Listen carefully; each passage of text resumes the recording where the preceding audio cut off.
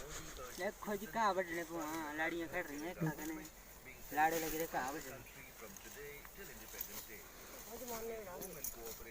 थोड़ी बनाई थी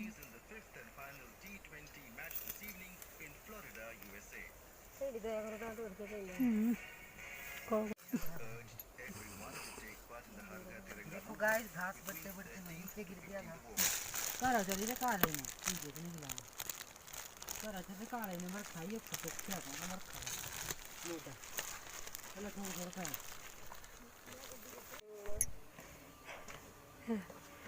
हेलो देखो खा ले खाई ले